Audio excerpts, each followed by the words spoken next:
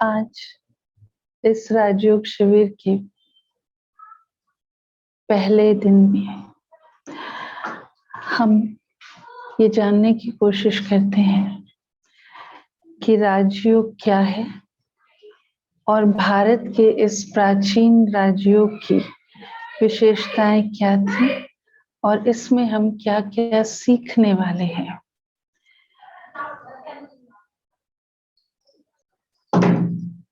राजयोग शब्द से स्वतः ही ये इशारा मिलता है कि ये एक संतुलन बनाने की कला सिखाने वाला शब्द है। इस शब्द में ही अपने आप में संतुलन है। राज और योग। राज मतलब राजाई और योग मतलब हमारे मन और बुद्धि का जुड़ाव। वो जुड़ाव आज भी है और मन बुद्धि हमारी हमेशा कहीं ना कहीं जुड़ी रहती है। लेकिन प्रश्न है कि ये मन बुद्धि का जुड़ाव जिन जिन स्थानों पर या जिन जिन व्यक्तियों से या वैभव से होता है, क्या उस जुड़ाव से आत्मा को या मनुष्य को कोई प्राप्ति महसूस होती है? हम सभी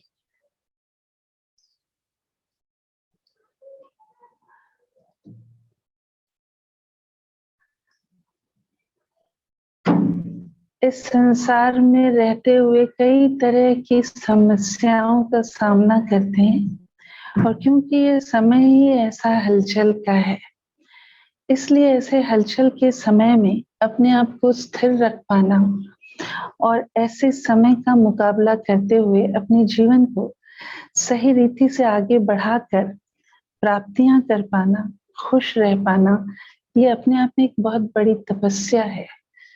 हर तरह की समस्या का समाधान करने के लिए जो तपस्या है, जो अर्जुन को परमात्मा ने युद्ध क्षेत्र में सिखाई, वो युद्ध क्षेत्र वास्तव में क्या था, वो अर्जुन वास्तव में कौन थे, वो महाभारत काल कौन सा था, परमात्मा कौन है, सृष्टि का चक्र कैसे चलता है और आत्मा और परमात्मा का मिलन कैसे हो, ये बातें हम समझेंगे इस 3 दिन के राजयोग शिविर में। सर्वप्रथम मुझे ये समझना है कि इस जीवन को जीने वाला कौन है। एक जीवन जीने के लिए जो संबंध निभाते हैं हम, जो प्राप्तियां हम करते हैं इमोशनली या इंटेलेक्चुअली, जो बातें हम समझते हैं या भावनाओं का आदान प्रदान करते हैं और जिसके कारण ये संबंध बनते हैं, हम इस संसार को रहने लायक अनुभव करते हैं, खुशियां, प्रेम आपस में बांटते हैं। तो ये सब कुछ करने वाली कौन शक्ति है? क्या ये सब कार्य शरीर करता है, या शरीर अगर हो और शरीर को हम मृत शरीर जब कहते हैं तब भी शरीर तो होता ही है, लेकिन उस शरीर को किसी प्राप्ति का एहसास क्यों नहीं होता? तो सिद्ध है कि प्राप्तियां करने वाला कौन है? तो शरीर को चलाने वाली जो सत्ता होती है, उस सत्ता को हम क्या कहते हैं? कॉन्शियसनेस कहते हैं या आत्मा कहते हैं। अब हमारे पास जब हम अपने आप को देखते हैं तो हमारे पास 2 एंटिटीज, 2 शक्तियां, 2 चीजें हैं, एक शरीर है और एक आत्मा है। पहला प्रश्न ये उठता है कि मैं खुद को क्या समझूं और मेरा क्या है। जैसे मैं यहाँ बैठी हूँ, ये मैं हूँ, ये मेरा घर है, ठीक ऐसे ही ये शरीर है और शरीर में आत्मा है, ये हम जानते हैं। और ये कॉमन सेंस है, एक साधारण समझ से भी हर एक समझता है कि जब तक शरीर में आत्मा है तब तक वो जीवित है और आत्मा नहीं है तो मृत है। तो जब शरीर अकेला है तो वो मृत है। जब हम ये कहते हैं कि अब ये मृत है, इनका क्रिया कर्म करो, इसका अर्थ ये हुआ कि उसकी वैल्यू वो नहीं है जो उसके अंदर आत्मा के रहते हुए वैल्यू थी। तो जब शरीर मृत हो जाता तो वो जड़ है, तो चैतन्य कौन है? जो अंदर बैठी हुई शक्ति है, वो शक्ति आत्मा है। उसको हम आत्मा कह लें, चेतना कह लें, कॉन्शियसनेस कह लें। अब जो सारी समझ हमको मिल रही है, या जो कुछ हम सीख रहे हैं, या जो विचार हमारे अंदर उत्पन्न हो रहे हैं, या भावनाएं उत्पन्न हो रही हैं, वो सब उत्पन्न कर पाने की, समझ पाने की, अभिव्यक्त कर पाने की क्षमता चैतन्य में है, ना कि जड़ में। जैसे ये मेरा घर है, लेकिन मैं क्या हस्ती हूँ, मेरे विचार क्या हैं, मेरी पसंद नापसंद क्या है, ये पूर्णतः अभिव्यक्त कर पाने की शक्ति इस घर में नहीं है, वो मेरे अंदर है। लेकिन हाँ, इस घर को देखकर, इसके साज सज्जा देखकर, इसका रख रखाव देखकर हम ये समझ सकते हैं कि इस घर में रहने वाले की किस तरह की पर्सनालिटी होगी, किस तरह की पसंद नापसंद होगी, या किस कैडर का व्यक्ति होगा।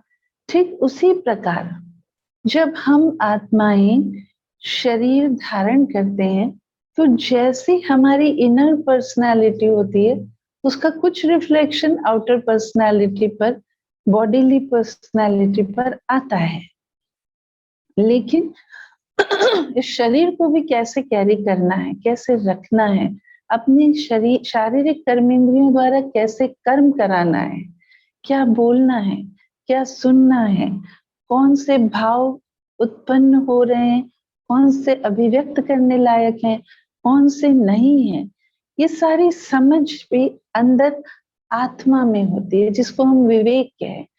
पर कालांतर में हमारे साथ समस्या ये हुई है कि अपने इस दिव्य विवेक को हमने खो दिया है।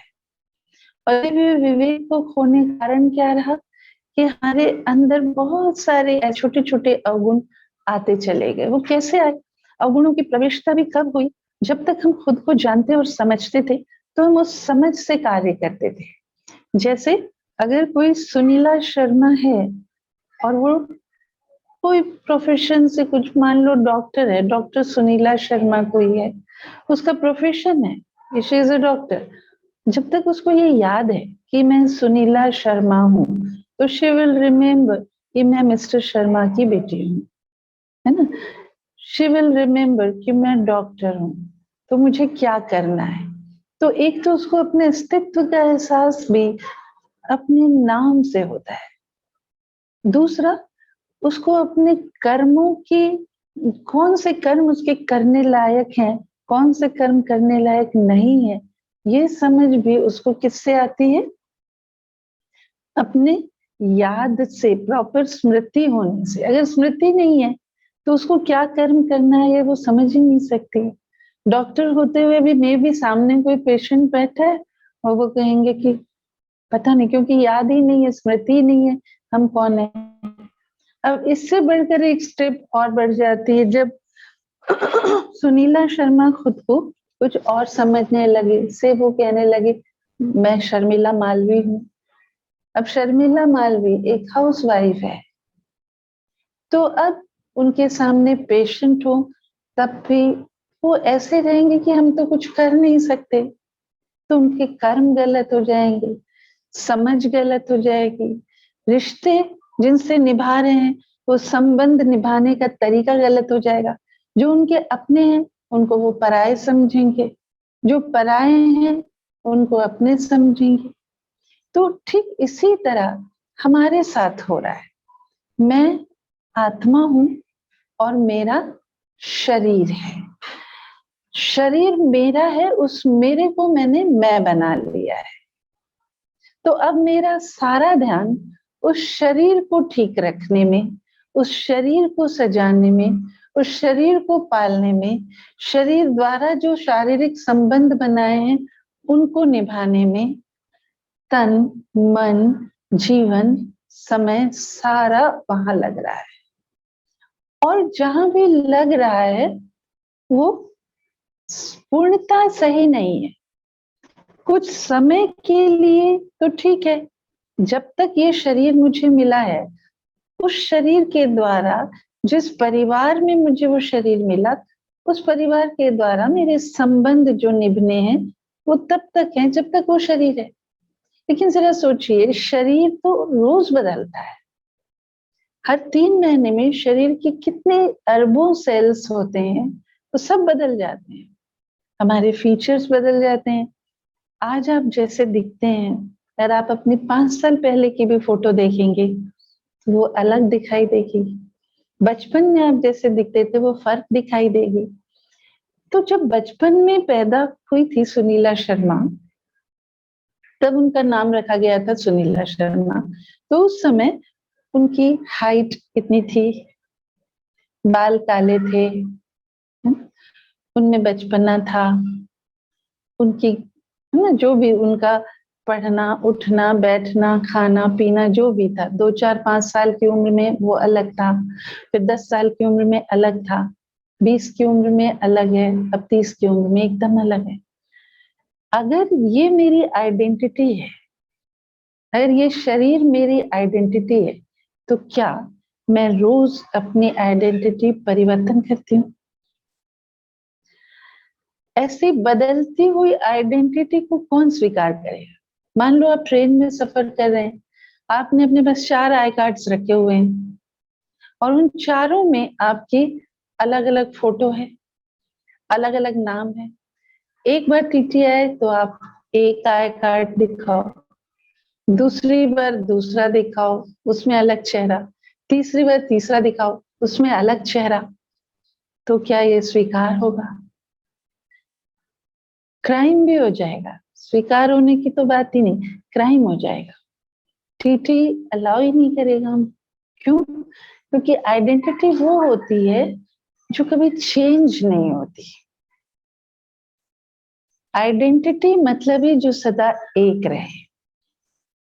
तो जब हम किसी को आइडेंटिटी दिखाते हैं तो वो हमसे ये कहता है कि लेटेस्ट फोटो दीजिए, पुरानी फोटो नहीं चली। क्यों? क्योंकि हर एक को हमें से ये ज्ञात है कि शारीरिक रूप रंग आकार चेंज होते रहते हैं, लेकिन वास्तव में ये घर की सजावट है, घर का आकार है जो बदल रहा है।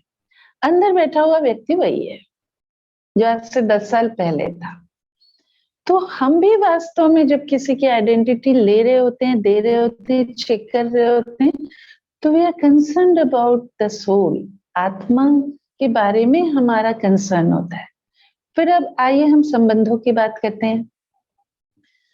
हम एक परिवार में पैदा होते हैं, माता पिता हमको चॉइस से नहीं मिलते। माता पिता जहां हमने जन्म लिया वो हमारे माता पिता होते हैं।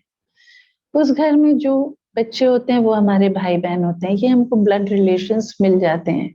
शरीर मिला और शरीर के आधार पर ही हमने संबंधों को समझा। कैसे? जिन माता पिता के द्वारा, जिन 2 मनुष्यों के द्वारा मुझे शरीर मिला वो मेरे माता पिता। अब उन्हीं 2 मनुष्यों के द्वारा जिनको शरीर मिला वो मेरे भाई या बहन। अगर माता पिता में से माता भी मान लो दूसरी आ गई, पहली माता नहीं रही और दूसरी आ गई, तो फिर हम उनको सगा नहीं कहते। तो माना संबंध को मानने का और निभाने का आधार भी क्या है? शरीर। तो अपने को भी शरीर के आधार पर जाना, संबंधों को भी शरीर के आधार पर पहचाना। तो जो दुनिया हमने निर्माण की, जिस समाज की हमने रचना की, उस समाज की रचना का आधार हुआ शारीरिक चेतना, शरीर का भान, बॉडी कॉन्शियसनेस। माना कॉन्शियसनेस, मैं कॉन्शियसनेस हूं, लेकिन मेरी कॉन्शियसनेस में क्या है कि मैं बॉडी, मैं आत्मा हूं, लेकिन आत्मा के अंदर क्या फीड है? मैं शरीर हूं। तो अब ये कैसे गड़बड़ हो गई? जैसे मैं सुनीला शर्मा हूं, लेकिन मेरे अंदर क्या फीड है? मैं शर्मिला मालवीय। तो जब अपने को ही मैंने गलत मान लिया है, तो मेरा घर, मेरा देश, मेरा स्वदेश, मेरा स्वधर्म, मेरे कर्म, किसी भी बात की मुझे सही समझ नहीं होती, और फिर हम हर कर्म भी गलत करते। जिस संबंध को जितनी वरीयता, जितना वेटेज दिया जाना चाहिए वो नहीं देते। शर्मिला मालवीय समझकर मैं शर्मिला मालवीय के माता पिता का आदर करूंगी, सम्मान करूंगी, केयर करूंगी, क्योंकि मुझे याद नहीं मैं सुनीला शर्मा हूं। तो जो मेरे असली माता पिता हैं, they might be waiting for me, मेरा इंतजार ही करते रह जाएंगे, और मैं कभी उन पर ध्यान भी नहीं दे पाऊंगी। अच्छा, फिर इसका नतीजा क्या होगा, रिजल्ट क्या होगी? क्योंकि मुझे भले याद ना हो कि मैं शर्मिला मालवीय हूँ या सुनीला शर्मा हूँ, लेकिन जो मेरे संबंधी हैं उनको कहीं ना कहीं तो ये चेतना में है ना कि ये वो नहीं है। तो वो जितना समय मैं उनसे प्यार से रह रही हूँ या उनको मुझसे प्राप्तियां होती जा रही हैं, उतना समय वो प्यार से रहेंगे, खुशी खुशी रहेंगे। लेकिन जब मैं उनसे कुछ लेने की कोशिश करूंगी तो वो कहेंगे कि तुम हमारी बेटी नहीं हो, तुम शर्मिला मालवीय हो।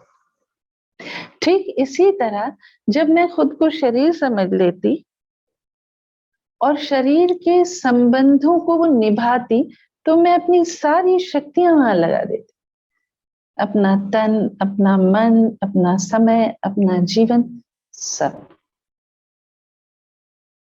और फिर मैं बदले में उनसे उम्मीदें करने लगती, उम्मीदें हो जाती, क्योंकि अंदर ये रहता ये मेरे अपने हैं। लेकिन जब उनसे मुझे कुछ पाने का समय आता तो वहां से मुझे वो प्राप्ति नहीं होती, उम्मीदें टूट जाती हैं। भावनाओं में बहे हुए हम उम्मीदों के टूटने से बहुत बड़ा झटका लगता है, साथ फील होता है कि धोखा मिला, या मैंने सबके लिए किया, रिटर्न में मुझे क्या मिला। तो ये समझे बगैर कि यहाँ क्राइसिस आइडेंटिटी की है, ये समझे बगैर कि यहाँ मेरी गलती है, वो तो केवल अपना रोल प्ले कर रहे थे। ये ज्ञान हमें गीता से भी मिला है, धर्म गुरुओं ने भी समझाया है, फिलोसफर्स ने भी कहा है, हम भी कहते रहते हैं सृष्टि रंगमंच है। अब अगर सृष्टि रंगमंच है तो रंगमंच में एक्टर्स कौन है? हम हैं। हम है माना कौन है? हम है माना कौन है? मैं एक्टर हूं मतलब कौन है? मैं मतलब उस एक्ट को प्ले करने वाली मैं, चेतना, मैं आत्मा, इस सृष्टि रंगमंच पर एक्टर हूं, कलाकार। अब केवल एक ही कलाकार नहीं है, ऐसे अनेक कलाकार हैं। तो हर कलाकार से मिलते वक्त, बात करते वक्त, क्या मेरे ख्याल पर होता कि मैं भी एक कलाकार हूं, वो भी कलाकार है? जब मैं अपने घर में भी अपने ब्लड रिलेशन से मिलती तो मेरी देखने की, बात करने की, व्यवहार में आने की चेतना या भान क्या होता है? मैं किस व्यवहार से, किस चेतना से व्यवहार में आती? क्या मुझे ये ख्याल रहता है कि ये तन मुझे इनसे मिला है, मतलब ये एक कॉस्ट्यूम, एक वस्त्र मिला है, इस वस्त्र के अंदर मैं हूं और मुझ आत्मा ने ये वस्त्र पहना है। ऐसा नहीं है कि शरीर में आकर एक आत्मा ने प्रवेश किया है। दिस इज, ये गलत है, ये कहना गलत है कि शरीर में एक आत्मा आ गई है। मैं आत्मा हूं और मैंने ये शरीर रूपी वस्त्र पहना है। आप अपने वार्डरोब से कपड़े निकाल कर पहनते हैं, कपड़े आपको नहीं पहनते हैं। तो अगर मुझे ये ख्याल रहे कि ये शरीर रूपी वस्त्र है, कपड़ा है, और इसे मैंने धारण किया है, तो इस वस्त्र को मैंने धारण किया है, ये स्मृति रहने से अपनी असली आइडेंटिटी या अपने अस्तित्व को हम याद रख पाते हैं। और वो अस्तित्व जब याद रहता है तो उस अस्तित्व का जो इम्पोर्टेंस है, जो महत्व है, वो भी मुझे समझ होता है। मेरे अधिकार क्या है और मेरे कर्तव्य क्या है, इनका संपूर्ण ज्ञान होता है। और उस संपूर्ण ज्ञान के साथ फिर जो भी कर्म हम करते हैं वो कर्म सब सही होते हैं। ये इतना डेंजरस है, इतना खतरनाक है खुद को शरीर समझकर जीना, और उससे हम कितने बड़े बड़े दुखों को प्राप्त करते हैं इसका शायद हमें अंदाज भी नहीं, समझ ही नहीं होती। क्योंकि हम बिल्कुल उल्टे कर्म करते हैं जब हम खुद को आत्मा न समझकर शरीर समझते हैं। और उससे भी मजे की बात यह है कि उन उल्टे कर्मों को हम सही समझते हैं और उन पर वकालत भी करते हैं। उन कर्मों को सही सिद्ध करने के लिए हम वकालत भी करते हैं। जैसे मैंने किसी को अपना संबंधी मान लिया शरीर के संबंध के आधार पर, फिर उनके लिए कुछ किया, फिर मैंने उनसे उम्मीद लगाई कि अब इनको भी मेरे लिए कुछ करना चाहिए, फिर वो नहीं करते, फिर मुझे गुस्सा आता, फिर क्रोध में आकर मैं उनसे कुछ कहती या हॉट टॉक हो जाती या किसी और को कहती कि इनके लिए मैंने इतना किया और इन्होंने फिर ऐसा किया। तो एक तो कर्म गलत किया और दूसरा ब्लेम उन पर लगाया। तो अब फोकस वो है, तो ये स्थिति सुधरने की कोई गुंजाइश ही नहीं है। ये गुस्सा बढ़ता ही जाएगा, बढ़ता ही जाएगा, क्योंकि हर बार मुझे लगेगा कि मैंने किया, उन्होंने रिटर्न ऐसा दिया। तो जब इस तरह की चीजें हम करते करते करते बहुत समय से चलते आते हैं, तो हर बार ऐसे गलत कर्म करने से, गलत सोच सोचने से हमारी आत्मा की शक्ति क्षीण होती जाती है। और उस क्षीण होती हुई शक्ति को फिर से बढ़ाने का कोई उपाय हमारे पास नहीं होता है, क्योंकि उसका ज्ञान ही नहीं है। बिना इस संज्ञान के जो जीवन हम जीते हैं वो मियरली जीवन होता ही नहीं, वो केवल हम जीते चले जाते हैं। जिस मनुष्य जीवन के लिए इतनी बड़ी बड़ी बातें हमने कही हैं, वो मनुष्य जीवन हमारा ऐसे ही वेस्ट हो जाता है, क्योंकि ये आइडेंटिटी क्राइसिस दुनिया में हर जगह चल रही है। अपनी सत्य पहचान न होने के कारण हम अपना केवल एक जन्म नहीं, अनेकानेक जन्म बर्बाद करते चले जाते हैं और होते होते होते पतन के मार्ग पर बढ़ते हुए इतने बड़े बड़े दुखों को प्राप्त करते हैं।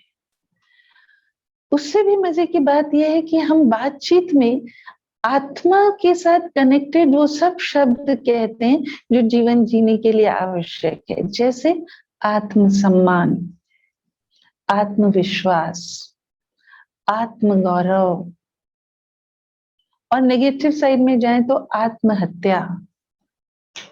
संबंधों में क्या चाहिए? आत्मीयता।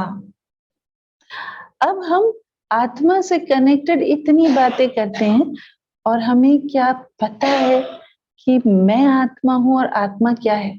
आत्मा शब्द मालूम है, लेकिन क्या ये पता है कि मैं वो हूं, ये नहीं हूं? अब अगर मैं ये हूं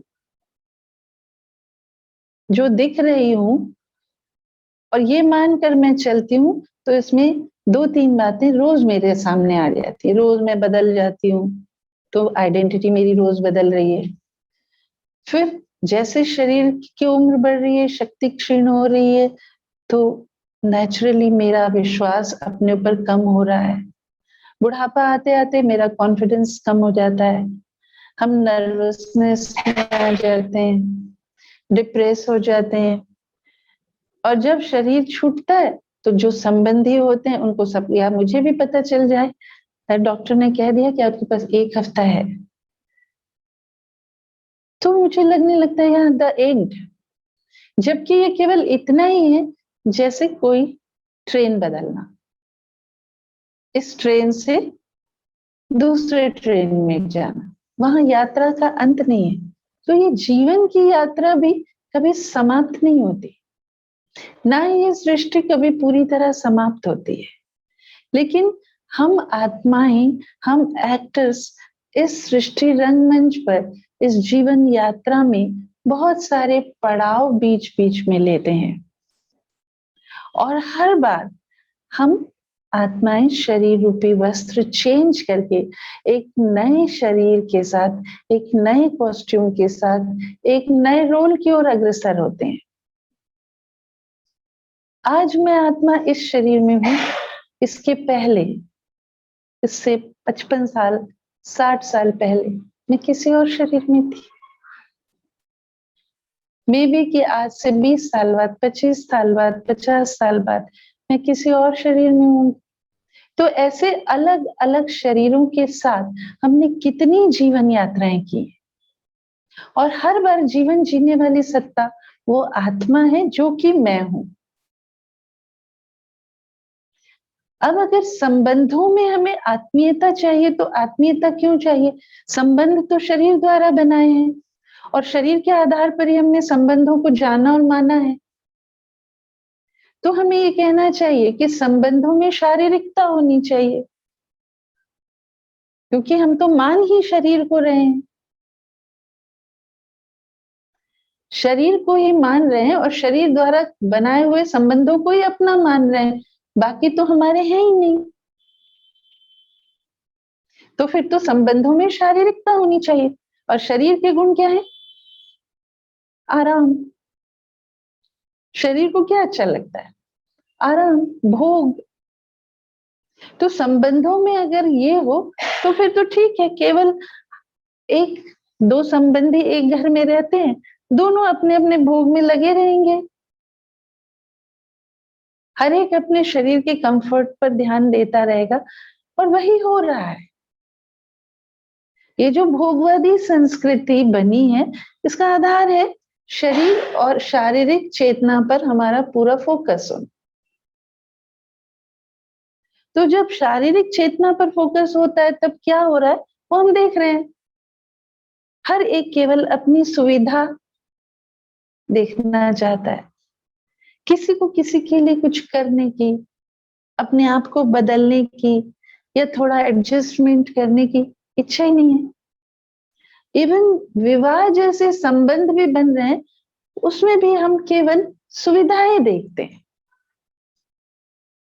कन्या के लिए वर ढूंढेगा कोई पिता, तो सबसे पहले कमाई। तो उससे वो उसको सामान खरीद के ला के दे सकता। अच्छा, फिर कन्या बदले में क्या दे सकती? कुछ नहीं। लेना ही लेना है, लेना ही लेना है। एक तरफ हम कहते हैं दहेज लेना बुरा है, और अगर कोई कन्या 5 लाख रुपए साल में कमाती है, आप मैट्रिमोनियल के साइट्स खोल के देखिए, तो वहां क्लियर लिखा होता है, उनके पेरेंट्स लिख के देते हैं, वर चाहिए जो कम से कम साल का 25 लाख कमाए। तो शरीर के आधार पर अब 25 लाख से उसको क्या मिलेगा? केवल शारीरिक कंफर्ट्स मिलेंगे ना, बड़ा घर मिल जाएगा, गाड़ी बंगला, आराम मिल जाएगा। तो इस तरह ये भोगवादी संस्कृति बन रही है। तो अब इन संबंधों में क्या है? शारीरिकता है या आत्मीयता है? क्या है? हमको चाहिए क्या? आत्मीयता चाहिए। आत्मीयता क्या होती है? क्यों चाहिए आत्मीयता? आत्मीयता माना बोलचाल की भाषा में हम समझते हैं अपनापन। अपनापन हम कैसे फील कराते हैं? जरूरी नहीं है हम किसी की बहुत आवभगत करते हैं, लेकिन अपनापन जहां होता है वहां हमको कोई सर्कुलर, कोई कुछ, कोई नियम, कोई कानून बताने नहीं पड़ते। एक दूसरे के लिए प्यार से, वो परिवार में होता है ना, वहां हम कोई सर्कुलर नहीं निकालते हैं कि आज 12 बजे सब खाने की टेबल पे रहेंगे। एक रिटर्न सर्कुलर निकलता है कि ऑफिस की तरह, वहां ऑफिशियल कुछ भी नहीं होता। लेकिन स्वयं में सब चलता है। क्यों? अगर संबंधों में आत्मीयता है तो अगर दूसरे को जाना है बाहर तो बाकी को लगेगा नहीं, उनको जाना इतने बजे सब हो जाना, ऑटोमेटिक ही हो जाएगा। तो आत्मीयता में क्या क्या आता है? प्रेम, अपनापन, सौहार्द, सहयोग, है ना, और खुशी खुशी। तो ये सारे गुण कहाँ है? शरीर में नहीं है, ये सारे गुण आत्मा में है। इसलिए हमको संबंधों में आत्मीयता चाहिए और वही अच्छे भी लगते हैं। लेकिन अब अगर हम खुद को आत्मा समझते ही नहीं तो हमारा ध्यान आत्मा पर है ही नहीं, तो आत्मा के गुण कहाँ से जागृत होंगे? वो भी सब सुप्त अवस्था में है। मैं बैंक मैनेजर हूं, मुझे तो ये याद ही नहीं है कि मेरे पास क्या क्या राइट्स हैं, तो मैं उन राइट्स का यूज कहाँ करूंगी? तो इसी प्रकार जब मुझे याद ही नहीं कि मैं आत्मा हूं, तो आत्मा के पास जो खजाने हैं उनका उपयोग मैं कैसे करूंगी? मैं माना आत्मा खुद ही नहीं कर सकती। और ये कितनी बड़ी विडंबना है कि आत्मा खुद को आत्मा ना समझकर कुछ और समझ रही है।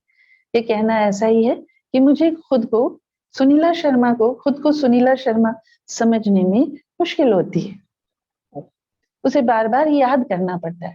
तो इस लेवल तक हमारी विस्मृति है कि एक बार ये समझ मिलने के बाद भी कि मैं आत्मा हूं, हम सिर्फ वो समझ दिमाग तक, शब्दों तक रहती है, वो हमारे व्यवहार में नहीं आती। और जब तक वो व्यवहार में नहीं आती, हमारे जीवन की कठिनाइयों का अंत नहीं होता। अगर इस विश्व की सारी समस्याएं देखें तो उन समस्याओं के जड़ में ये देह का भान, ये शारीरिक चेतना है। क्योंकि जिस दिन से मैंने ये जाना मैं शरीर हूं, उस दिन पहली बात मुझे लिंग भेद समझ में आ गया। मैं करती हूँ, वो करता है, ये मैं हूं, ये मेरा भाई है।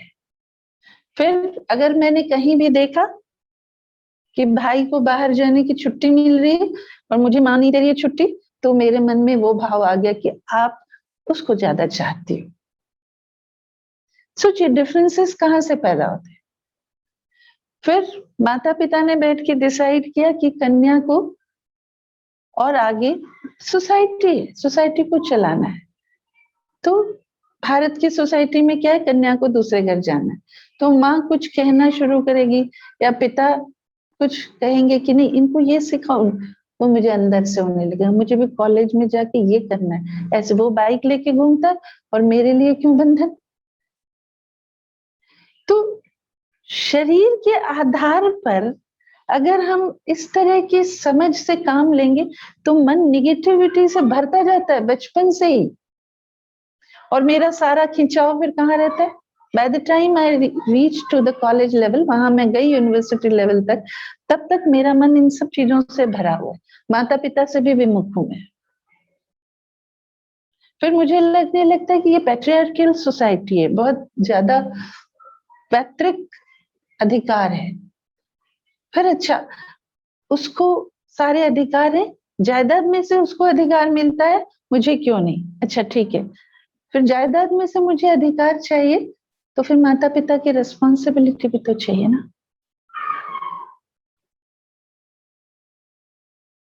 जब माता पिता को कल जरूरत हो, तो हम ऐसी समता लिंग के आधार पर कैसे ला सकते हैं? ये तो कॉम्प्लीमेंट्री है ना, मतलब ये तो पूरक है एक दूसरे के।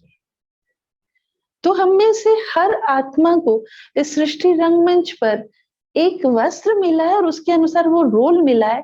अगर मैं उस रोल को ठीक समझ कर ठीक निभाती हूँ तो मैं बहुत खूबसूरत सोसाइटी का, समाज का निर्माण कर सकती हूँ, और नहीं तो हर पल नेगेटिविटी।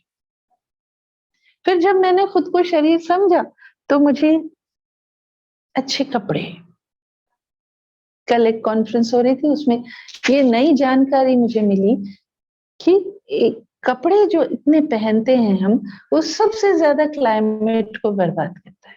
और ये तो मुझे पता है कि कपास की खेती के लिए बहुत पानी चाहिए, लेकिन उसका मेजर, उसके जो डेटा थे वो कल पता चले कि 1 किलो कपास पैदा करने में 20,000 लीटर पानी लगता है।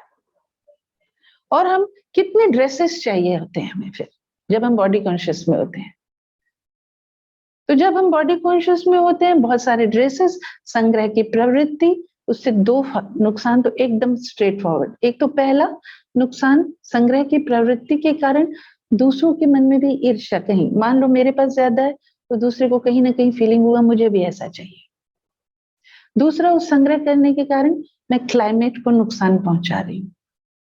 तीसरा, नई नई चीजें, शरीर को सजाने का शौक, इससे मैं दूसरों की वृत्तियों को खराब कर रही हूँ। फिर हम कहते हैं रेप केसेस होते हैं। ऑपोजिट में भी जाए तो दृष्टि और वृत्ति का लेना देना लिंग से है ही नहीं। ये सब आत्मा के अंदर की बातें हैं, गुण भी और अवगुण भी। कम समझ के कारण कई बार हम सोचते हैं कि ये कॉमन है, मतलब ये चीजें हम जब छोटे रूप में होती है तो हमको लगता है कि कॉमन बात है, लेकिन आगे जाकर वही फिर कितने बड़े विकार का रूप धारण कर लेता है। जैसे छोटा सा बच्चा होता है, घर में रोता है, 4 लोग बैठे होते हैं, है ना, तो उसको चुप कराने के लिए हम कोई सी चीज बता देते हैं, चल रहा है, टेबल से लग गई, रोने लग गया तो माँ उठा के ले जाएगी। कोई बड़ा भाई बहन बोल देगा अच्छा इसको हप कर दो, टेबल को हप कर दो, तो वो चुप हो जाता है, खुश हो जाता है। तो उसको एक टॉफी दे दी जाती, तो उसको ये क्या फीड हो गया दिमाग में कि ऐसे किसी को ये करने से इंसेंटिव मिलता है, टॉफी मिलती है। फिर धीरे धीरे वो बड़ा होता है, फिर स्कूल जाता है, फिर स्कूल में अगर बाजू वाले के हाथ का धक्का लग गया तो उसने ये तो सीखा ही नहीं ना कि टेबल तो अपनी जगह पर था, मुझे लगा, तो उसको ये तो नहीं सिखाया गया कि बच्चे देख के चलना चाहिए। उसको क्या सिखाया गया, उसके दिमाग में क्या फीड है, इसको हप करना चाहिए। तो अब बाजू वाले का हाथ लगा तो वो ये तो सोचेगा नहीं कि मैंने हाथ गलत रखा, तो उसको भी, अभी छोटा है तो थोड़ी सी बात में बात बन जाएगी, फिर बड़ा होगा, कॉलेज में जाएगा, फिर बात कॉलर पकड़ने तक आ जाएगी। फिर कभी बड़े लोग खड़े हैं, मान लो सामने प्रिंसिपल है या कोई और है, तो उनके सामने भी मतलब वो एंगर का फॉर्म लेता जाएगा। तो एक हमारी छोटी सी गलती, केवल ये ना समझ पाने के कारण, जिस समय माँ बच्चे को सिखाती इसको हक कर दो, माँ को कभी ये ख्याल ही नहीं रहता ना, माँ तो बच्चे का वो छोटा शरीर देख रही है, भाई बहन छोटा भाई है, छोटा शरीर देख रहे हैं, तो वो ये छोटा है, अभी समझ नहीं, किसी भी तरह से चुप हो जाए। लेकिन अगर ये समझ उस समय हमारे अंदर हो, being a mother, if I know, ये जानती हूँ मैं कि ये आत्मा है और जो कुछ हम बोल रहे हैं कर रहे हैं इसके अंदर फीड हो रहा है। जैसे अगर मुझे ज्ञान है कि यहाँ रिकॉर्डिंग चल रही है और एक छोटा सा डिवाइस भी सामने रखा है, तो मैं बहुत ध्यान से बोलूंगी, ध्यान से बैठूंगी। लेकिन अगर ये ध्यान नहीं है तो मैं कुछ भी करूंगी, गलत रिकॉर्डिंग हो जाएगी सब। अब रिकॉर्डिंग एक बार हो गई, सही हुई या गलत हुई, डिस्प्ले तो वही होगी फिर। तो ऐसे ही जो चीज बचपन में बच्चे ने देख ली, हमने देख ली, वो सब तो रजिस्टर हो गया ना इधर, फिर वही डिस्प्ले होता है। तो खुद को शरीर समझ लेने भर से हम सब के सब अपने अंदर इतनी रॉन्ग रिकॉर्डिंग भर चुके हैं, और फिर जब वो रिकॉर्डिंग मेरे ही अंदर से डिस्प्ले होती है तो मैं खुद ही खुद से परेशान हो जाती हूँ। ऐसा नहीं है कि हर बार हम दूसरों से परेशान रहते हैं। क्या आपने कभी अनुभव किया है, कई बार आप अकेले होते हैं और आप खुद खुद से परेशान हो जाते हैं, क्योंकि बहुत सारी गलत सोच, बहुत सारे गलत कर्मों के संस्कार वो मेरे अंदर हैं और वो उभरते हैं बीच बीच में। और जब ऐसी चीजें मेरे अंदर से उभरती हैं तो मुझे लगने लगता है कि ये क्या हो रहा है। ऐसी पर्सनालिटी कोई दूसरी हो तो हम उसे पसंद नहीं करते, और अपने अंदर भी जब हम इस तरह की चीजें देखते हैं या समझते हैं तो उसका सबसे पहला रिजल्ट क्या होता है, हम खुद का सम्मान नहीं कर पाते, हमारा सेल्फ रेस्पेक्ट हो जाता है, आत्मसम्मान खत्म हो जाता है। जब मेरा आत्मसम्मान खत्म हुआ तो फिर हर बार किसी और को देखकर मुझे एक तो ईर्ष्या होगी, और दूसरा क्योंकि अब मेरे पास आत्मसम्मान अपने आप से नहीं है तो मुझे बाहर से सम्मान चाहिए, भले मैं उसके लायक हूं या नहीं हूं, फिर उसको कहेंगे अभिमान।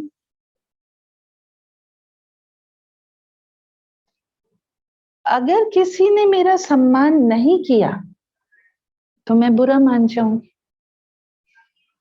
अब उसकी नजर में मैं क्या हूं, उस आधार से ही ना वो मेरा सम्मान करेगा। अब ये समझ मेरी उस समय काम नहीं करती क्योंकि मैं शरीर के भान में हूं। तो उस समय मुझे क्या लगता है, मैं बड़ी, वो छोटी, मैं ऑफिसर, वो सबऑर्डिनेट, मैं गोरी, वो काली, मैं पढ़ी लिखी, वो कम पढ़ी लिखी, और फिर भी ऐसे।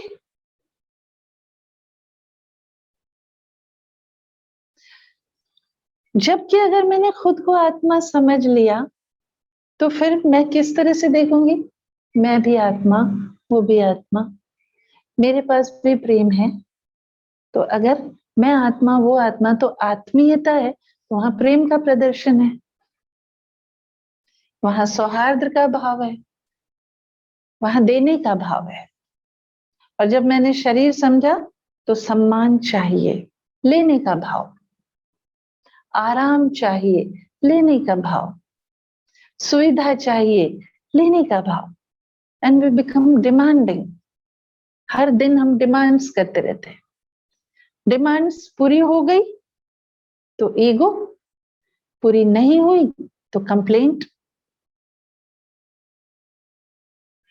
इतना सब बताने का रीजन केवल, कारण केवल इतना ही है कि एक छोटी सी गलती के कारण, देहभान का जिसको बीज कहें, उस बीज के कारण हम कितने बड़े जहरीले वृक्ष को, हमारा जीवन एक जहरीला वृक्ष बन जाता है। ये एक पेड़ ही है ना, एक वृक्ष ही है हमारी लाइफ, आत्मा बीज है। और फिर मेरी सोच, मेरा व्यवहार, मेरे कर्म, ये सब टाल टालियां है ना, मेरी भावनाएं, मेरी वृत्तियां, मेरे संबंध, मेरी उम्मीदें, मेरी पसंद, मेरी नापसंद, मेरी स्किल्स, ये सारी चीजें पेड़ के रूप में आती है। ये इतना डेंजरस है खुद को शरीर समझना। इसलिए राजयोग सिखाते हुए परमात्मा सबसे पहले ज्ञान अर्जन करने वाले अर्जुन से कहते हैं, हे अर्जुन, तुम पहले खुद को आत्मा समझो, तब इस युद्ध क्षेत्र में तुम्हारी विजय होगी। युद्ध क्षेत्र कौन सा है? इस समय हमारा जीवन एक युद्ध से कम नहीं है, युद्ध स्तर पर ही जीवन जीते हैं। रोज सवेरे घड़ी के अलार्म के साथ उठते हैं और टिक टिक टिक टिक के साथ हमारा जीवन चलता है। और रात के 11 बजे, 10 बजे, जितने भी बजे हम सोते हैं, तब तक वो चलता रहता है until and unless we go to rest। पूरा डीप स्लीप में सोने में भी चलता रहता है, सोते समय भी कुछ सोचकर, फिर सपने भी आते रहते हैं। लेकिन इसी को फिर महाभारत में क्या दर्शाया गया कि रात के वक्त युद्ध विराम होता था। तो बहुत बड़ा युद्ध का हिस्सा हम दिन के समय में, जब हम जागृत अवस्था में होते हैं, तब वो बिताते हैं। और ये युद्ध क्या है? बाहर नहीं है, अंदर चल रहा है। शत्रु क्या है? दुशासन, दुर्योधन, दुक्कर्ण, दुशाला, दुर्जन, दु दु दु दु दुर्गुणों के नाम है। तो ये सारे दुर्गुण हमारे शत्रु, और इन शत्रुओं को जीतने के लिए परमात्मा अर्जुन को पहला संज्ञान देते हैं, हे अर्जुन खुद को आत्मा समझ। क्योंकि जैसे ही खुद को आत्मा समझा तो ये याद आएगा कि मेरा असली पिता कौन। फिर ये याद आएगा जब मैं आत्मा तो मेरा पिता भी तो आत्मा ही होगा ना। जैसे बकरे का पिता बकरा, मनुष्य का पिता मनुष्य, तो आत्मा का भी तो कोई पिता होगा। आत्मा का पिता वो भी आत्मा, लेकिन वो कौन सी आत्मा और हम कौन सी आत्मा? वो हम सब आत्माओं से सर्वश्रेष्ठ, ऊंचा, इसलिए हम उनको कहते हैं परम आत्मा। Soul, supreme soul, consciousness, supreme consciousness, चेतना, परम चेतना, चैतन्य सत्ता, परम सत्ता, किसी भी नाम से जान लें। लेकिन मैं आत्मा और वो परम आत्मा, तो क्यों मुझे खुद को आत्मा समझना है, ये हमने जाना आज। अब ये समझने के बाद मुझे ये भी पता है कि आत्मा को ही कर्म करने हैं, मैं आत्मा ही एक्टर हूं, तो मैं आत्मा कैसी दिखती हूँ? परमात्मा ने आकर समझाया कि तुम प्रकाश का बिंदु हो, जैसे आसमान में चमकता हुआ तारा। लेकिन वो तारा सिर्फ ज्योति का बिंदु है, चमकता है, वो चैतन्य नहीं है। हम धरती के सितारे चैतन्य हैं, वो हमारा दिव्य अलौकिक रूप है, divine form of the soul. उस दिव्य अलौकिक रूप की सुंदरता कभी कम नहीं होती, उसकी शक्तियां कम नहीं होती। अनुभव के साथ जैसे मेरे बाल सफेद होते जाते हैं, वैसे आत्मा के पास अनुभव का खजाना बढ़ता जाता है। More I become aged, more I become beautiful. This is how gracefully हम एजिंग में आते हैं। तो जैसे जैसे हम उम्र में बढ़ते जाते हैं, हमारा कॉन्फिडेंस बढ़ता जाता है, और वहां क्या होता है उल्टा। जैसे जैसे हम उम्र में बढ़ते जाते हैं, हमारे अंदर का कॉन्फिडेंस खत्म होता जाता है। फायदा किसमें है बताएं, फायदा किसमें है?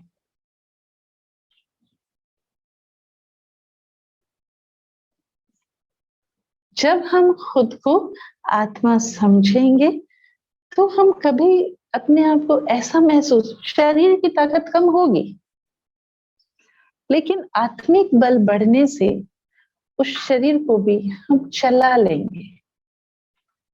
जैसे कोई गाड़ी खटारा होती है लेकिन ड्राइवर अनुभवी होता जाता है, तो उस खटारा गाड़ी से भी काम ले लेता है। पर गाड़ी कितनी भी खूबसूरत हो, कितनी भी अच्छी हो, लग्जरी कार हो, ड्राइवर ही अनाड़ी है तो वो अच्छी गाड़ी का भी जाके एक्सीडेंट कर ले। चॉइस मेरी है कि मुझे गाड़ी ही केवल खूबसूरत चाहिए या अच्छा ड्राइवर भी चाहिए साथ। तो इस सृष्टि के रंगमंच पर मुझ आत्मा को ये गाड़ी मिली, और इस लग्जरी गाड़ी को खड़ी करने के लिए हमें से हर एक के पास गैरेज है, मिला है ना गैरेज। जिस घर में हम रहते हैं वो क्या है, गैरेज ही तो है। जितनी खूबसूरत गाड़ी उतने सुंदर गैरेज। तो सिर्फ अपनी समझ को बदल कर ही, समुद्र में तूफान उठा हुआ है, तूफान में नाव चली जा रही है, फंसी है और बीच में है, तूफान को तो नहीं जाके रोक सकता ना नाविक। होशियार नाविक क्या करता है, वो जो सेल होते हैं उसके उसमें वो त्रिकोणी कपड़ा लगा होता है ना, उसे क्या कहते हैं, सेल कहते हैं। वो तूफान की दिशा से हवा काटने के लिए होता है, तो वो जिस ढंग से लगा होता है उसको वो एडजस्ट कर देता है। वो एडजस्टमेंट से वो पार कर जाता है समुद्र। वो एडजस्टमेंट, वो जो सेल है इस जीवन नैया में, वो हमारा मन है, सिर्फ उसकी दिशा को थोड़ा घुमाने की जरूरत है, और वो एडजस्टमेंट करने की सारी चाबी हमारे पास है। उसका तरीका भी परमात्मा सिखा रहे हैं। तो ये परमात्मा के द्वारा अर्जुन को दी हुई माइंड ट्रेनिंग है राजयोग, कि कैसे भी भयानक से भयानक समय में इस राजयोग की ब्यूटी या सुंदरता इस बात में है कि हमको ये इंडिपेंडेंट बना देता है, हमको हर परिस्थिति में ये राजयोग निर्भय बना देता है, हमको कितनी भी दुखों के समय में खुश रहना सिखा देता है, हमारे अंदर की इंफीरियरिटी कॉम्प्लेक्स, सुपीरियरिटी कॉम्प्लेक्स, इन सबको समाप्त कर देता है, हमारी नैरो माइंडेडनेस को एलिमिनेट कर देता है, खत्म कर देता है। संकुचित वृत्ति जो हमारी होती है वो विशाल भावनाओं में परिवर्तन हो जाती है। तो इतना सुंदर हमारा दिव्य स्वरूप है, क्यों ना वैसे भी मनुष्य का खिंचाव हमेशा सुंदरता की ओर होता है। तो जिस स्वरूप का, दिव्य स्वरूप की सुंदरता का हमको इतना एहसास है, उस स्वरूप की स्मृति में रहने में क्या तकलीफ है, क्या कठिनाई है? वो जो स्वरूप है, अगर वो मेरी स्मृति में रहे तो मुझे याद रहेगा कि मैं चमकता हुआ सितारा यहां से बैठकर सारी कर्मेंद्रियों को संचालित करती हूँ, और वो जो सितारा है उसके पास कितनी फाइन क्वालिटीज, फाइन पावर्स है, कितनी सुंदर शक्तियां हैं। एक तो शक्ति ऐसी है कि आप तूफानों में भी उस सेल को एडजस्ट कर सकते हैं, वो है मन। फिर दूसरा नाव में क्या चाहिए? कंपास चाहिए, जैसे डायरेक्शन डिसाइड होगा, जिससे वो सही दिशा में जाएगी नाव। वो कंपास है। दूसरी शक्ति बुद्धि। अगर वो कंपास से गड़बड़ हो जाएगा तो गलत डायरेक्शन में नाव जाएगी तो फंसेगी ना। वो कंपास सही हो तो मेरे जीवन की दिशा सही चलेगी। और फिर जब ठीक सोचेंगे, ठीक डिसीजंस लेंगे, ठीक कर्म करेंगे, तो मेरी हैबिट्स अच्छी बनेंगी, आदतें अच्छी बनेंगी, संस्कार अच्छे बनेंगे। और ये जीवन में अच्छी आदतें बनाना ही सबसे बड़ी चाबी है। किसकी? तकदीर बनाने की। You can make your destiny only when you have formed good habits. और अच्छी आदतें हमने नहीं बनाई है क्योंकि हम हर बार फुल्ली कॉन्शियसनेस में रहकर ही कर नहीं करते, संस्कारों अनुसार भी करते हैं। मान लो मैं बहुत ही केओस चल रहा है मेरे आसपास, बहुत सारी ऐसी परिस्थितियां हैं, मैं ऑफिस में हूँ या घर में हूँ, मान लो घर में कोई शादी लगी हुई है और उस समय 4 लोग मुझे ऐसे ऐसे ऐसे से हिला रहे हैं, पूछ रहे हैं, अरे मेरा संस्कार बना हुआ है क्या तुम्हें झटक दूं? वही डिस्प्ले होगा। फिर उस समय मुझे याद नहीं रहेगा कि जिनके यहाँ संबंध किया हुआ है वो सगे संबंधी सामने हैं, उनके ऊपर इस बात का गलत प्रभाव पड़ेगा, वो याद ही नहीं रह सकता, क्योंकि बहुत जन्मों से हमने वैसे कर्म किए होते हैं और वो संस्कार हमारा बना हुआ होता है। भले वो मुझे पसंद हो या कई बार हमें खुद को भी पसंद नहीं होता वो संस्कार, और फिर उस संस्कार को डिस्प्ले करने का नुकसान भी हम उठाते हैं, उससे हम परेशान भी होते हैं। दूसरे परेशान हो इससे पहले हम खुद परेशान होते हैं। लेकिन क्योंकि हम खुद को आत्मा नहीं समझते तो किसी दूसरे की परेशानी को समझकर उसका साथ दे पाने की शक्ति भी हमारे अंदर नहीं होती, क्योंकि हम शरीर रूप में देखते हैं तो हमें लगता है जैसे मैं बहन हूं, ये भाई है, तो मेरे भाई की ड्यूटी क्या होनी चाहिए? मुझे रोज कॉलेज जाना है तो he should come with me, मुझे रोज कॉलेज के लिए छोड़ना चाहिए। तो मैं डिमांडिंग हो जाती, तुमने मुझे छोड़ा नहीं ना आज, जा मैं तुझे टिफिन नहीं दूंगी। छोटे छोटे बच्चों में घर में ये होता है ना, तुमने मेरा काम किया मैं भी तेरा नहीं करूंगी, तुमने पापा को बताया ना मैं भी मम्मी को बताऊंगी। वहां से शुरू होता है। लिंग भेद, जाति भेद, भाषा भेद, देश की समस्याएं, राष्ट्र की समस्याएं, विश्व की समस्या, तालिबान तालिबान कौन है ये, कहां से आ रहे हैं, कहां से आ रहे हैं? क्योंकि उन्होंने अपना एक फेथ बनाया हुआ, वो समझते हैं कि ये हम जिहाद कर रहे हैं। क्यों? क्योंकि एक समुदाय बना। किस आधार पर बना वो समुदाय?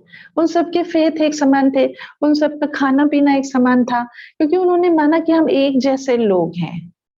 एक जैसा क्या था? शरीर थे, बोलना था, ऊपरी चीजें थी। तो बॉडी कॉन्शियसनेस में आने से हमने ऐसे ग्रुप्स बनाए। फिर किसी ने अपने को ऊंची जाति का कह लिया, किसी को नीचा बना दिया, किसी ने अपने आप को ज्यादा शक्तिशाली मान लिया, किसी ने निर्बल मान लिया। जिसने शक्तिशाली मान लिया उसके अत्याचार चालू हो गए, और जिसने निर्बल मान लिया उसकी पर्सनालिटी दब गई, पर वो अंदर से कोसना और नेगेटिव थिंकिंग में चला गया। दोनों ही नुकसान में चले। तो विश्व की किसी भी समस्या को अगर हम देखेंगे तो हर समस्या की जड़ में ये देह का भान और देह का अभिमान है। इसलिए परमात्मा कहते हैं कि अगर अपनी तकदीर ठीक करनी है, अपने आप को पतन के मार्ग से उठाकर ऊपर की तरफ लाना है, अपने जीवन को बनाना है, तो हमें खुद को आत्मा समझना होगा। और इसके लिए हम जितनी प्रैक्टिस करें उतनी कम है, क्योंकि केवल बुद्धि से ये जान लेने भर से ये परिवर्तन नहीं आने वाले। कम से कम दिन में 1000 बार मुझे खुद को ये याद दिलाना ही पड़ेगा, 1008 बार, एटलीस्ट 1008 टाइम्स। और कितना टाइम लगता है खुद को ये याद दिलाने में कि मैं कौन हूं? फ्रैक्शन ऑफ अ सेकेंड, है ना? है ना? तो 1008 बार अगर करेंगे, 1 सेकेंड में कम से कम हम अपने आप को 2 बार 3 बार याद दिला सकते हैं।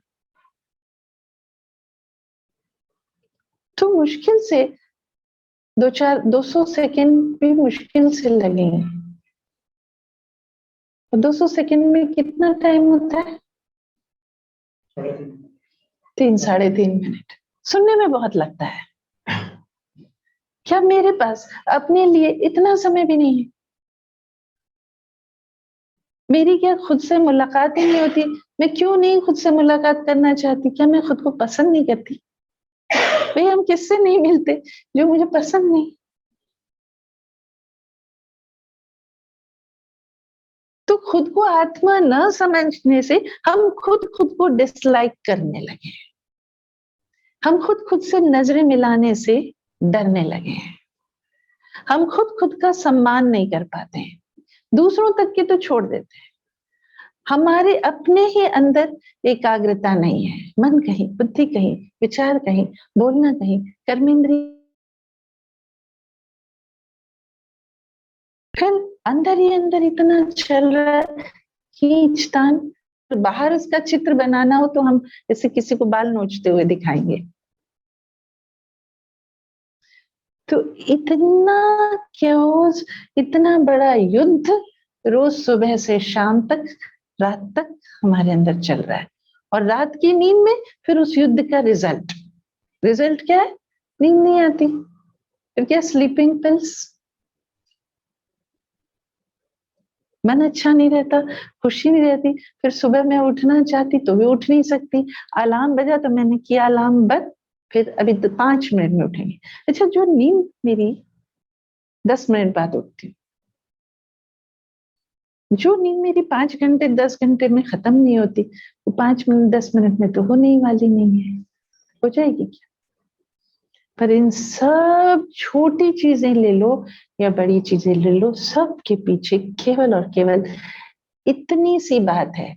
चाहे परिवारों में प्रॉब्लम्स हो, चाहे शरीरों में प्रॉब्लम्स हो, चाहे देशों में प्रॉब्लम, राष्ट्र में झगड़े चले, विश्व के लेवल पर समस्या हो, क्लाइमेट खराब हो रहा है, क्योंकि ऐसी भोगवादी संस्कृति अपनाई है। इतना पानी हमें चाहिए, इतने जंगल हमें काटने, हमें ऐसा चाहिए, ऐसा चाहिए, दिखावा भी करना है ना? और क्योंकि बॉडी कॉन्शियस में हूं तो मैं केवल अपने बारे में सोचूंगी और किसी के बारे में तो सोच ही नहीं सकती। तो पूरी की पूरी पृथ्वी को, प्लैनेट को भी हमने गर्भ में धकेल दिया। अभी हम अपने घर में अपने बच्चों के लिए कितना इकट्ठा करते हैं, मेरे लिए भी हो जाए, मेरे परिवार के लिए भी हो जाए। कबीर जी तो केवल इतना कह गए थे, इतना भगवान इतना दीजिए, जामे कुटुम्ब समाए, मैं भी भूखा न रहूं, साधु न भूखा जाए। लेकिन केवल साधु भूखा न जाए यहाँ तक की चिंता थोड़ी है, मेरे पास हो और हो और हो और हो और हो। और इस और के चक्कर में हमने खुद को खो दिया है। तो ऐसी सुंदर वो शक्ति में हूं, दिव्य अलौकिक, जिसके पास शांति है, प्रेम है, पास नहीं है, मैं ही शांति हूं, मैं ही प्रेम हूं, मैं ही आनंद हूं, मैं शांति प्रेम आनंद की बनी हुई हूं। और मैं कहूं जैसे ये घर है, ये ईंट गारे सीमेंट का बना हुआ है, और ये कहे कि मेरे पास ईंट नहीं, मेरे पास गारा नहीं, मेरे पास सीमेंट नहीं। ऐसे ही मैं आत्मा हूं और मैं कहती हूँ मेरे पास शांति नहीं, मुझे शांति चाहिए, मेरे पास प्रेम नहीं, कोई मुझे प्रेम दे। अब मैं भी कहती हूँ मुझे प्रेम दो, वो भी सामने में जो है वो आत्मा भी कहती मुझे दो, इसको भी चाहिए, उसको भी चाहिए। तू भी रानी, मैं भी रानी, अब कौन भरे पानी? कितनी बड़ी मुश्किल है, क्योंकि देना तो किसी को है ही नहीं, सबको लेना ही है। और देने की ये हमारी जो गिविंग की जो क्वालिटी, उसके कारण ही तो भारत में देवी देवताओं का इतिहास है ना। देवा देने वाला, दिया भी हम इसलिए जलाते ना, दिया देना, दिया तो रोशनी जगी। आप किसी को सिंपल गिफ्ट भी देते हैं, उसके चेहरे के क्या भाव होते हैं? आत्मा की चमक चेहरे पे दिखाई जाती। तो जब दिया तो रोशनी जगी, जब लिया तो रोशनी बुझी। तो कितना आवश्यक है खुद को आत्मा समझना। तो मैं आत्मा इस शरीर में प्रकृति सिंहासन पर रहती हूँ, सितारा मैं वो हूँ, वो मेरी पर्सनैलिटी है, उसमें मन, बुद्धि और संस्कार की शक्तियां हैं। इन तीनों शक्तियों का मैं महापुंज हूँ। अब मुझ आत्मा का पिता क्या है, कौन है? जब मैं इतनी सुंदर हूं, वो कितना सुंदर होगा? उसकी सुंदरता को जानेंगे कल शाम 6 से 7 तक। अभी थोड़ा सा अपने स्वरूप में स्थित होंगे 2 मिनट के लिए।